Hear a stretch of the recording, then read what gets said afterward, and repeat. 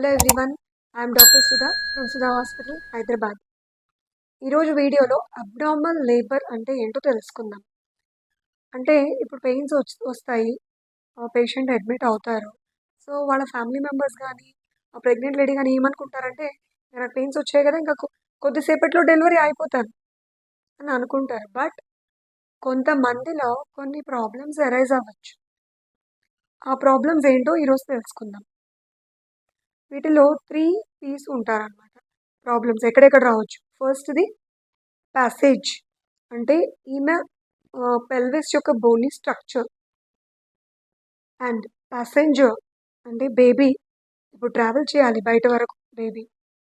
So ఈ ప్యాసెంజర్లో ఏమైనా ఇష్యూస్ అరైజ్ అవ్వచ్చు. Or power. పవర్ అంటే ఆమె యూట్రస్ అనేది పవర్ తోటి కంట్రాక్షన్స్ వచ్చి పుష్ చేయాలి బేబీ బయటకి.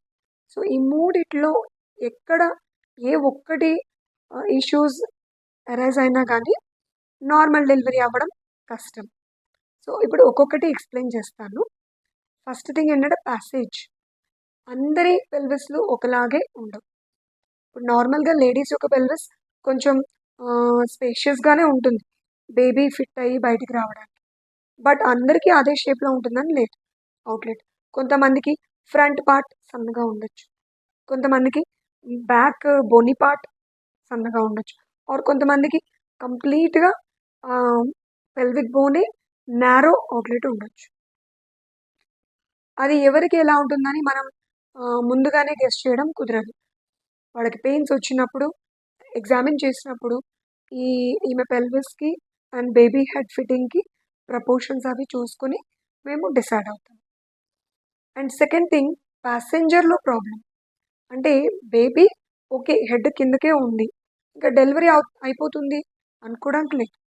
బికాస్ ఆ హెడ్ కూడా ఇట్లా ఈ బ్యాక్ పార్ట్ అనేది ఆక్సిపిట్ అంటాం, అది ఇట్లా ఫ్రంట్కు ఉందా, సైడ్స్కి ఉందా, బ్యాక్ ఉందా, ఇవన్నీ కూడా మ్యాటర్. అండ్ ఆల్సో ఓకే ఫ్రంట్కే ఉంది అనుకుందాం, ఆ ఫ్రంట్కున్న ఫ్లెక్షన్ అనేది బేబీ హెడ్ అంటే పూర్తిగా బేబీ చక్కగా ఫోల్డ్ అయి ఉంటే ఈజీగా బయటకు వస్తుంది. బట్ కొన్ని బేబీస్ హెడ్ సరిగా వంచవు మన పిల్లల్లాగానే. కొన్ని బేబీస్ హెడ్ ఇట్లా పైకి అయితే ఉంచుతారు, కాబట్టి అలాంటి బేబీ బయటకి పాస్ అవ్వడం కూడా కష్టం.